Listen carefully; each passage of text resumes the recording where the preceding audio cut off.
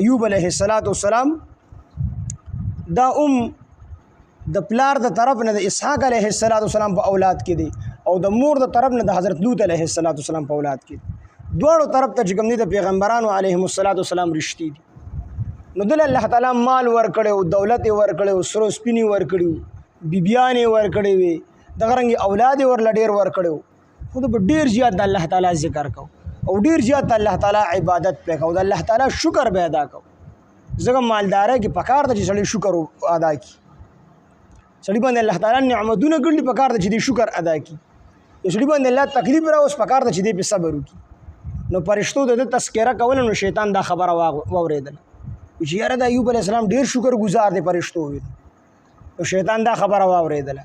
شیطان وی دې به شکر ولې نه وباسي؟ الله ته وی الله تعالی دله خو ته هر قسمه نعمت ورکړی دی، بچی دی ولا ورکړل دي، بیبیانې دی ولا ورکړل دي، مال دولت دی ولا ورکړل دي، صحت دی ولا ورکړل دي، خپل وجود دی ولا ورکړل دي، د هر څه ورسره خامخا به شکر. نو الله تعالی وی چې خیر دی، په دې به امتحان هم راولم، خو بیا هم دې زمانه شکرې نه کوي، دا زما بنده دی، زما پیغمبر دی، ما ته معلوم. خو شیطان وی چې نه، دې بیا ستا شکر نشي ادا کولی. نو بس الله تعالی به امتحان راوست. امتحان یې پرې راوست، بچیانې ټول مړه شو، بیبیانې ټولې ته لاړلې. الله تعالی به بیماري راوستله، سخته بیماری. قرآن مجید د دې ذکر نه دی کړی کومه بیماری وه.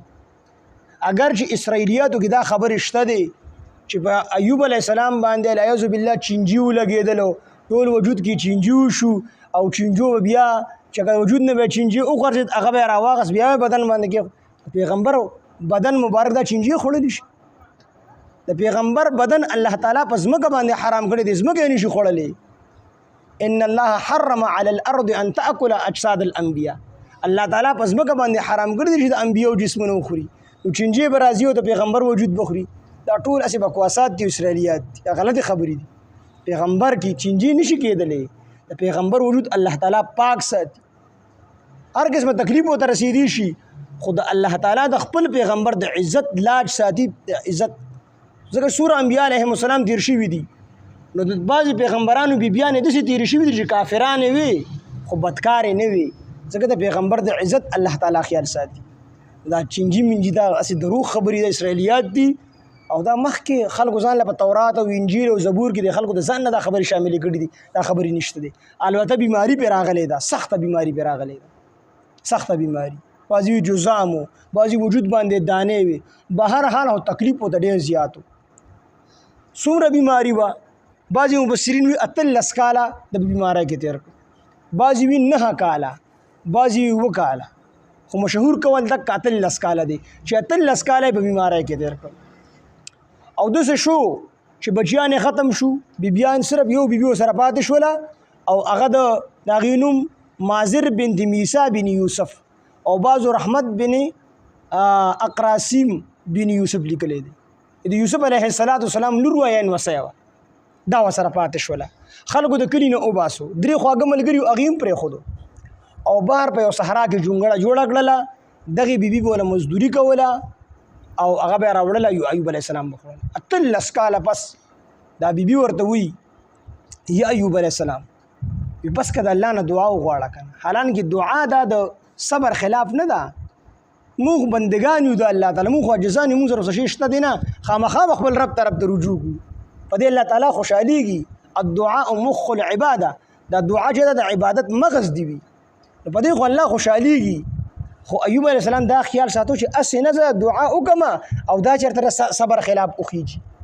نو بیبي ورته وایي د الله نه دعا وغواړه. د بیبي ډېر رحم راغی، تا ته ډېر زیات تکلیف دی او دا تکلیف ته نشي برداشت کولی. ایوب علیه السلام ورته وایي چې 80 کاله الله تعالی په صحت کې ساتلی ما، نو که 80 کاله را باندې الله تعالی بیماري راوست، داسې لویه خبره خو نه ده، نه کوم د الله تعالی نه دعا. بهر کې بیا اخره کې دې مجبوره شو دعا ته، اگر چې په دې کې تقریبا 19 قوله دي چې د څه د وجې نه مجبوره شو، نو په دې کې هم ډېرې خبرې داسې دي چې هغه مناسب نه دي د پیغمبر د شان دپاره. بعضو دا ویل دي چې دې دومره مجبوره شو چې د حضرت ایوب علیه السلام بیبي راولګېده او د خپل سر کمسۍ خرڅې کړې، نو دله بې خوراک کړو. دا خبره هم ټیک نه ده. د پیغمبر بیبي او د هغې ویښته هغه خرڅول، دا سوال نه پیدا کېږي. دا خبره خو په دې کې چې کوم راجح قول دی که نه هغه دا دی چې ایوب علیه السلام د دې وجې نه مجبوره شو، بعضو دا ویل دي چې ایوب علیه السلام سره د خپلې بیبي د کفر یره پیدا شو چې اسنه شیطان یې دوکه نه کړي ځکه ما سره ډېر محبت دی چې یو پیره ورسره داسې شي چې شیطان ورسره دوایي راوړه چې دا د خپل خاوند نه ورکړه دی به ټیک شي. خو دا کول پکې ډېر زیات صحیح دی چې ایوب علیه السلام د دې وجې نه دعا وکړله چې ایوب علیه السلام به بیا د عبادت لپاره نه شو پاسېدی. د ټول وجود باندې مرض و خو صرف ژبې الله بچ ساتلی و او زړه الله بچ ساتلی و. ژبې او زړه به د الله تعالی ذکر کوه په هغه حالاتو کې چې دومره بیمار شو چې بیا پاسېدی نه شو او عبادت یې نه شو کولی. د هغې نه وروسته دعا وکړله رب انی مسنی الضر وانت ارحم الراحمین. الله تعالی نه دعا وکړله چې ای رب ما ته رسېدلی دی تکلیف وانت ارحم الراحمین. ګوره تکلیف نسبت الله ته نه دی کړی چې الله تعالی ته تکلیف را رسولی دی، دا بې ادبي ده.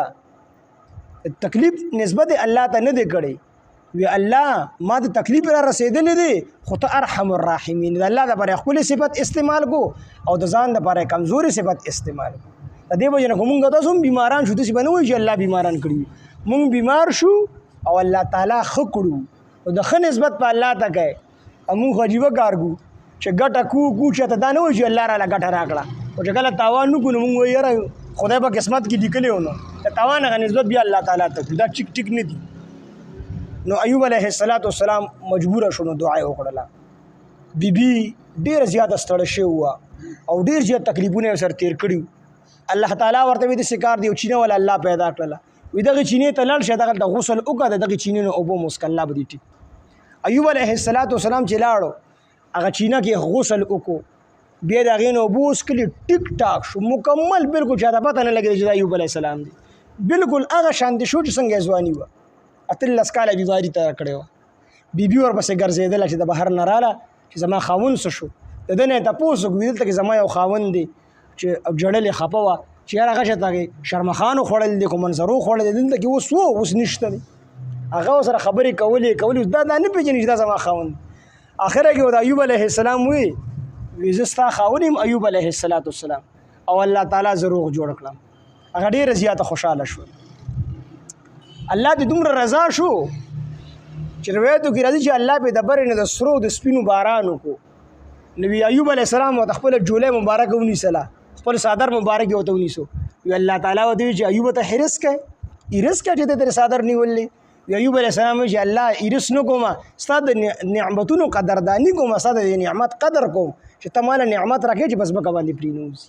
د سرو سپینو ورله بیا الله تعالی ورکړو او دوباره هغه خپل حالت ته راوستو او شیطان ته وښودله، خلکو ته وښودله چې ایوب علیه السلام په صحت کې هم زما عبادت کړو، بلکې چې زامن یې مړه شو وفات شو، بیبیان یې مړې شوې، یو بیبي ورسره پاتې شوه، مال دولت یې ختم شو، په هغه حال کې صبر نه شکر یې د الله ادا کړلی.